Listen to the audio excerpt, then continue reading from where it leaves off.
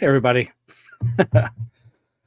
Welcome aboard. This is Smiles Lewis. You are tuned into another live edition of Anomaly-NOW, straight out of Austin, Texas. I'm your host, and it is another Wednesday. We are live, 7 p.m. Central Standard Time here in Austin, Texas, via our Anomaly Archives YouTube channel, our Twitch channel, our Instagram, our Facebook, some other places too. Thank you for joining us. If you're tuning in live, really thank you. If you're listening later or watching later, thank you. I hope you're doing well wherever you are, whenever you are. It's another hot day here in Austin, Texas, and despite the heat, having a good time. Really glad to be here. Thank you for joining us. There's so much to cover tonight, and I do want to remind folks that we have our new Flipboard with all the links. It's updated pretty much daily, but the what I really mean to say is we have our new Anomaly Archives monthly lecture series through our Patreon account. If you are not a Patreon member, please consider becoming one. They have various tiers: $1 a month, $2 a month, $5 a month, $10 a month, or higher. At the $10 a month or higher level, you get access to a new live online lecture each month and the growing back catalog of past monthly lectures, and we hope you'll consider that. You can go to anomalyarchives.org for more information about that, or go over to patreon.com/anomalyarchives. That kind of looks like this, or at least this is the page for this Saturday's first inaugural monthly lecture at the Anomaly Academy cadet level of $10 a month. This is going to be a presentation by Brent Raynes on a lifetime of exploring the UFO mystery and its psychic components. Brent is no newbie to this UFO scene or the paranormal scene in general. He's a researcher, investigator, author, editor of Alternate Perceptions magazine, which is one of the longest running paranormal UFO related magazines still going. And he's a free thinker when it comes to reports of anomalous phenomena. So if you go over to patreon.com/anomalyarchives, you'll find more there about the different membership levels, as I mentioned. And we really encourage you to sign up at the Anomaly Academy cadet level of $10 a month. I know everybody can't afford that, but anything helps. Everything helps. You can also join for free. Just get updates on what's going on. And if at some point you decide to become a paying member, that's great. Tonight, we are not going to be talking about little miniatures that people are trying to pass off as military men around a crash saucer. Don't know the full story on this yet, folks, but yes, there is this picture over here on the right, which is a black and white photo showing 3 or 4 different army men, literally, like as in the literal plastic army men, military miniatures from one's childhood, perched around a supposed crashed UFO. This photograph is making the rounds, and some people are buying it, others are not, and are doing a good debunk on, look how likely these are to, in fact, just be little miniatures. Okay, So enough of that. As usual, you can go to our Flipboard and you can find all the links that we'll be talking about here and some others that we won't have the chance to talk about. But I'm going to dive right into what I want to share with you tonight. I am so excited and happy for the the National UFO Historical Records Center in Rio Rancho, New Mexico. That's David Marler's personal archive that has grown into the collective archive of CUFOS, the Center for UFO Studies, with all the collections from NICAP and APRO.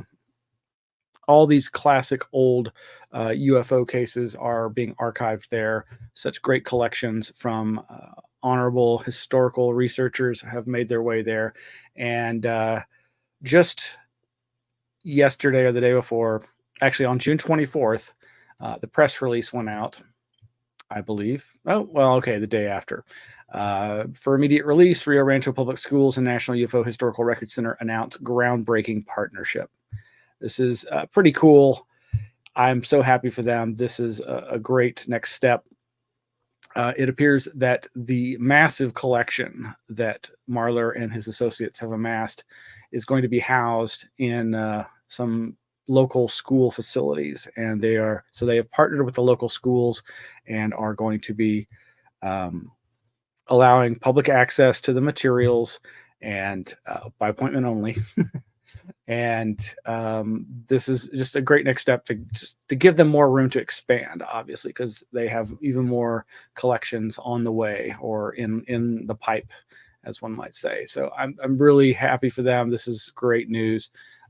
We'll have the links to this announcement and the video news accompanying that in tonight's show notes. And for all future show notes, I'm gonna for those that don't know, you can go to anomalyarchives.org and you can see a directory for all the past Anomaly-NOW shows, links to all the past Anomaly-NOW video shows and audio shows. And starting, I think, with when we relaunched in January 2023, and even a couple of back episodes, we have specific pages there for each episode that have all the show notes. So going forward, I'm probably not going to be putting the show notes at all the different locations or the YouTube version. But so you'll be able to click I'll put the link to the show note page that'll take you to our website. But moving right along, good and bad news in the realm of libraries. I know so many of you track what's going on, the fight to ban books, the fight for freedom of speech and freedom of access to information. And I realize this is perhaps to some a very complex issue, and maybe you don't fall on either side very strongly. Maybe you're a fence straddler, but this article over at texasobserver.org, a small town Texas librarian's big stand against book bans. In Llano County, a local librarian fought back against censorship, prompting a federal court fight and national recognition, but losing the job of her dreams. And the article says Suzette Baker from unincorporated Kingsland was feted recently by the Authors Guild in New York City as a, quote, champion of writers, unquote, the first ever recipient of a national award established to honor librarians who fight book bans. In 2022, she was fired from her job as a Llano County librarian after resisting orders to ban books and protesting against censorship. In response to Baker's story, a local mom named Layla Leah Green and other library patrons filed a federal lawsuit supported by the Authors Guild. In 2023, they won a court order that forced county officials to restore 8 of the 17 titles that had been removed from library shelves. Quote, Baker's brave defense of her community's right to read is a testament to the vital role librarians play in upholding free speech and creative expression in the face of censorship, said Mary Reisenberger, CEO of the Authors Guild, the nation's oldest and largest writers organization. Baker continues to fight for freedom of expression and is pursuing her own wrongful termination lawsuit against the Llano County officials. Still, in some ways, Baker, a mother of 5 and grandmother of 2, would rather still be working in the Kingsland Branch Library, assembling quirky displays, recommending books, and helping adults and kids access the internet. Being a small town librarian was her dream job. The Observer spoke to her about books and censorship, and you can read the interview there over at texasobserver.org. Another blow of some significance. This is coming from techdirt.com, and thank you, volunteer Victor, for bringing this to my attention. It does not surprise me, but it's very dismaying. 500,000 books have been deleted from the Internet Archives lending library. This is dated Thursday, June 20th. If you found out that 500,000 books have been removed from your local public library at the demands of big publishers who refuse to let them buy and lend new copies, and were further suing the library for damages, wouldn't you think that would be a major news story? Wouldn't you think maybe many people would be up in arms about it? It's happening right now with the Internet Archive, and it's getting almost no attention.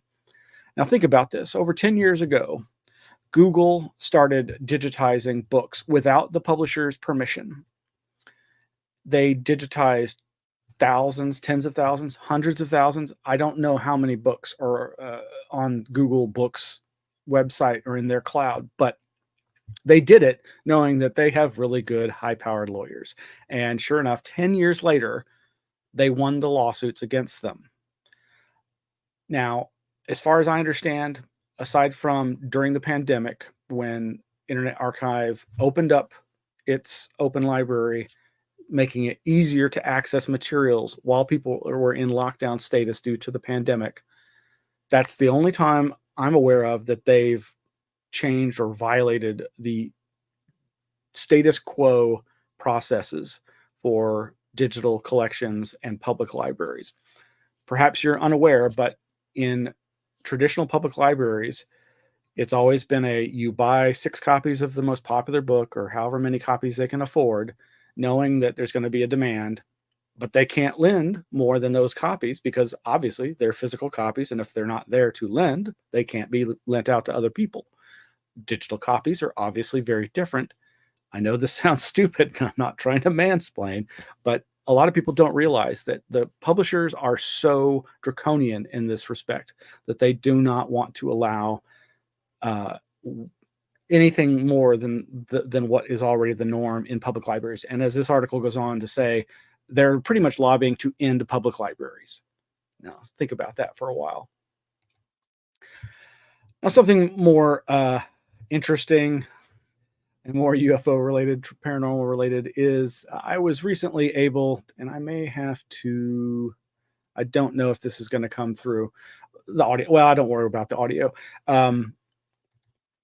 There's a documentary that came out in October of last year called Beyond the Light Barrier, which is also the title of the book, the autobiography it's based on, by Elizabeth Clare, a South African contactee from the 1950s whose autobiography got published at various times. And I recently finally got to watch this, and I suspected that I was really going to enjoy it, and it pains me to no end that I delayed watching this.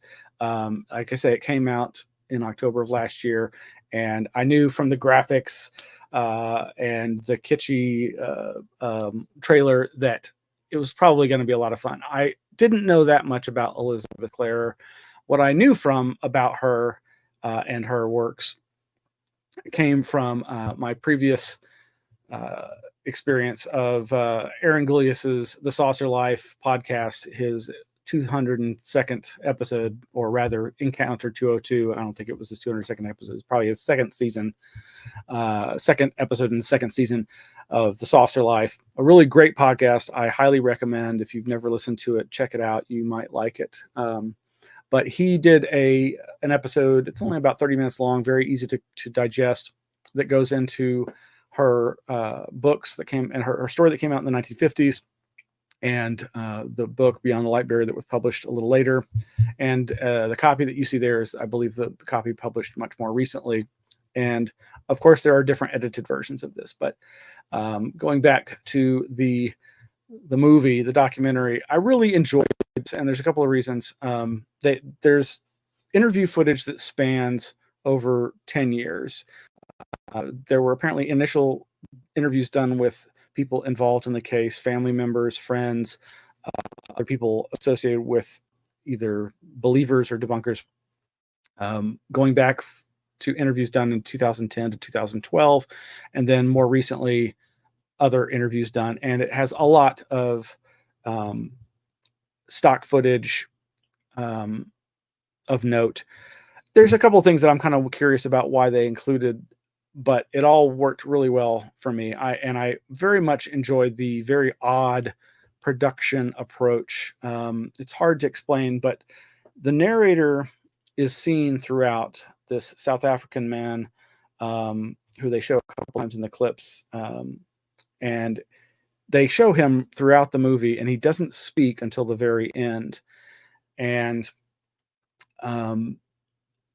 he, as a black man, finally reveals the significant changes made between the original manuscript and the earlier versions of the book to the versions that have been released over the last couple of decades. And even even the cleaned up versions have very problematic racial overtones.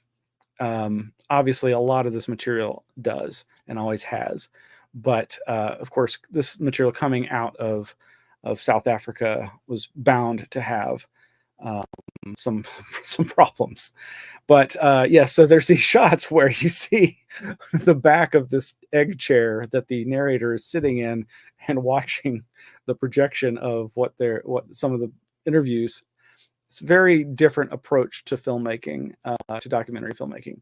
And but I think you'll thoroughly enjoy it, and I highly recommend it. And I may, in fact, I'm going to try to find a way to buy a copy for myself. So again, you can go to saucerlife.com and listen to Aaron Golias's commentary on this. And I think, as usual, he's spot on a lot of his analysis.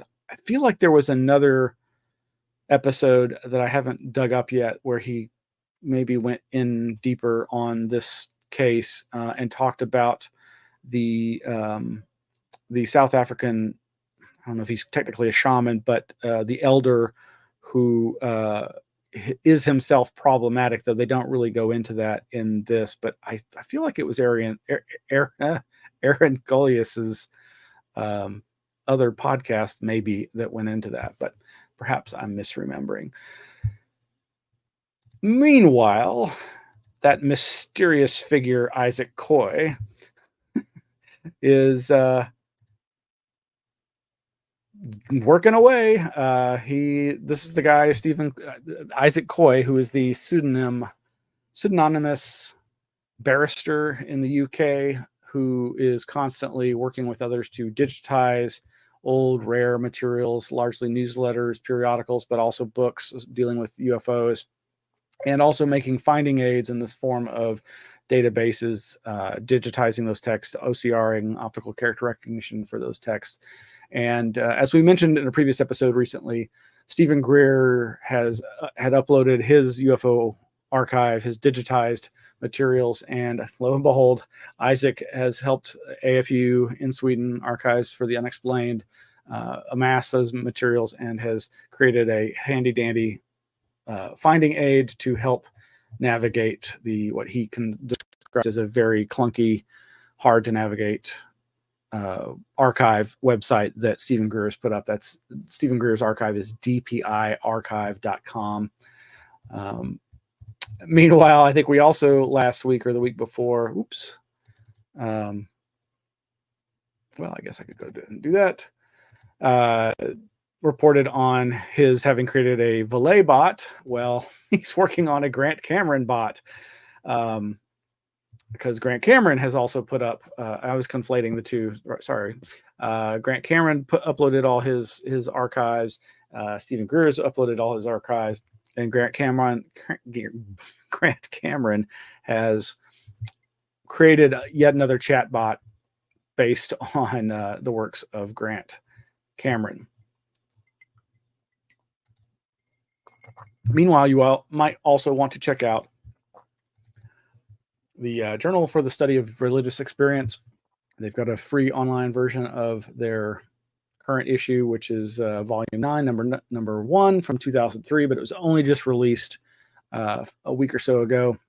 Of course, this is all available in PDF format online at their website, with articles such as Exploring the Connections Between Religious Experience, Spiritualism, and Women's Rights by Sarah Porch-Lee. Oh, yes, The Levitations of St. Joseph of Cupertino Explained, question mark, by Bob Ricard. Bob Ricard, of course, being famous in the Fortean Times circles. Oh, and Michael Grosso has an article, Pseudo-Skepticism, a Case Study. And there's other material there that you can check out as well. This is all free as far as I know. Meanwhile, we have been reporting on the ongoing controversies related to geoengineering and, nay, weather modification. Meanwhile, Futurism.com's The Bite section has a titled article, Oops, Geoengineering Trick to Cool Brutal Heat Could Spike Temperatures Elsewhere, Scientists Say. You don't say. I'm shocked. Really? How could this be? I mean, really. Brighter clouds ahead. Researchers are warning that geoengineering efforts to help cool temperatures in California could trigger heat waves in Europe, a scary implication given the sheer lack of regulation controlling such measures across the globe. It mentions this article that we were reporting on previously. As The Guardian reports, scientists have suggested spraying aerosols into clouds over the ocean to cool down the surface below, a practice called marine cloud brightening. As the name suggests, the idea is to brighten clouds to make them reflect more of the sun's radiation back into space. Last month, a team of University of Washington researchers attempted to do just that in the San Francisco Bay using a machine that sprays tiny sea salt particles amid criticism from environmentalists. The experiment was later shut down by city officials, citing health concerns.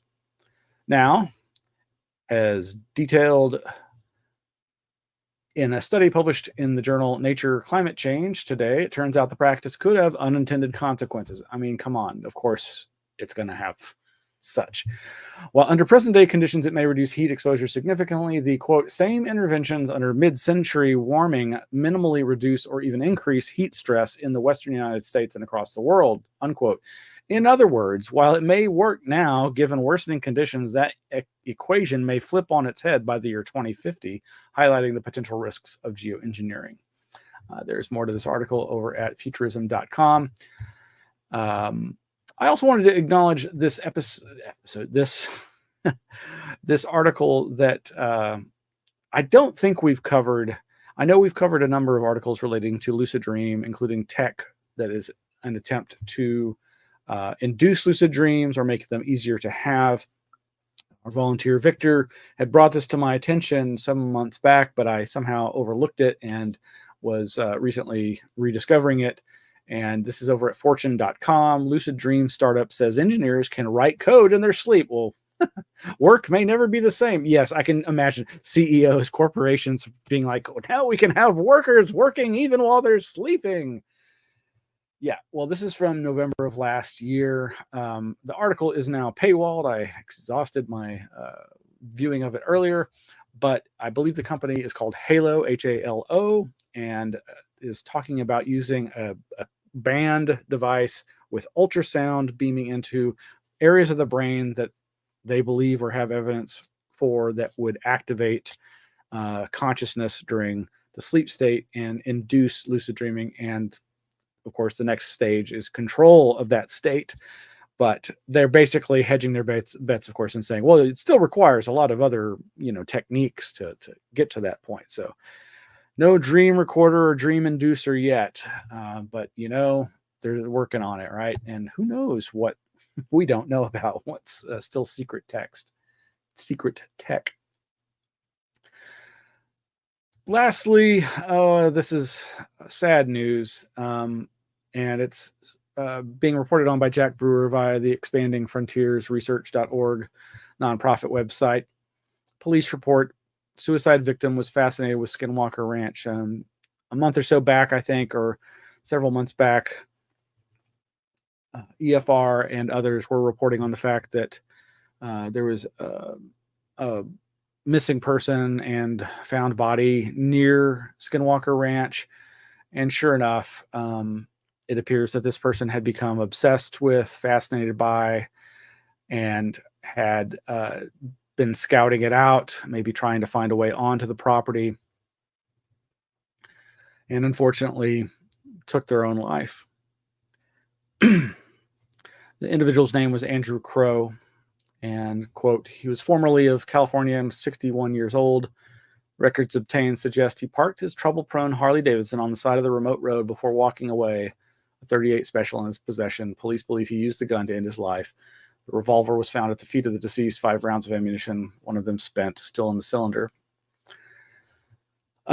He had left a suicide note and a number of handwritten pages, including some drawings. And these were all addressed to Thomas Winterton, who is, quote, among those who financially benefit most from their involvement in Phenomicon. Uintah County records obtained by Expanding Frontiers Research indicate he was issued over $5,800 for the 3-day conference in 2023. We've reported on the efforts by EFR to bring to light the fact that what they feel strongly are fanciful speculations, non-science nonsense, and paranormal claptrap, and shrouded in a veil of science is being supported literally to the tune of $215,000 in 2023 by the county there for this Phenomenicon. You know, I would just say it's a very interesting article. It's worth a read. Obviously, Jack Brewer is a very much just the facts man kind of person, and yeah. With that, I do have to say, if you or somebody you know is experiencing a crisis and has suicidal thoughts, please contact this number. National Suicide Prevention Lifeline is at 1-800-273-TALK. That's 1-800-273-8255. Or you can, I believe, text or quick dial 988. But there's a ton of great stuff you can find at the Flipboard and our Anomaly Archives website. We've got these great lectures coming up starting this Saturday with Brent Raynes, and then next month in July, we've got Professor WHAM, who's just given me the title to her presentation. I don't have it handy, but I'm so excited by what she's going to be talking about, and we'll be publicizing that soon. And then, of course, in August, we've got Joshua Cutchin giving a lecture, and more to come after that. You can, of course, go to anomalyarchives.org and find more about that, or patreon.com/anomalyarchives. We'd appreciate your support. And, you know, if you'd like to drop us a line, you can reach us at our P.O. Box here in Austin, Texas. That's Anomaly Archives, P.O. Box 152252, Austin, Texas 78715. That's Anomaly Archives, P.O. Box 152252, Austin, Texas 78715. And we have voicemail. We'd love to hear from you. That's area code 512-842-9046. Or you can reach me via email at contact@anomalyarchives.org. Well, thank you so much for tuning in or listening to the rebroadcast. We could really use your help. So if you would please consider hitting that like and subscribe and get notifications, it helps us a lot with YouTube and other social media. Or if you know of folks who are interested in this subject matter and you think that they would benefit or enjoy our commentary and material, please share that with them. Thank you so much, and we'll see you later.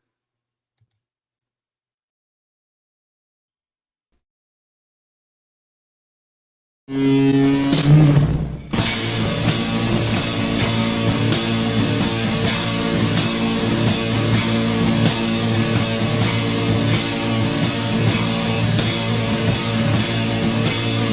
Agent Morris with the NSA. There is something real here. Did you believe that our government is in possession of UAPs? Absolutely, based on interviewing over 40 witnesses over 4 years. And where? I know the exact locations, and those locations were provided to the Inspector General and from which to the intelligence committees. I actually had people with the first-hand knowledge provide a protected disclosure to the Inspector General. Biologics came to some of these recoveries. Yeah. Those could represent exquisite new adversary technology. non-human, and that was the assessment of people with direct knowledge on the program I talked to that are currently still on the program. The government is covering up some level of its knowledge and understanding about what some of those things are.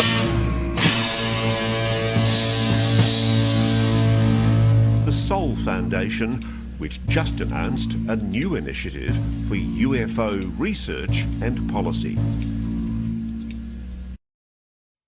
It's nuts, man. I mean, we're just small town buds who saw a UFO in the woods. I mean, now we're hanging out with the government. Wow. What floor were you guys on? Thank you, everybody. Go to patreon.com/Anomaly Archives, and you can sign up, and you can see this Saturday's online lecture by Brent Raynes, A Lifetime of Exploring the UFO Mystery and its Psychic Components. Good night.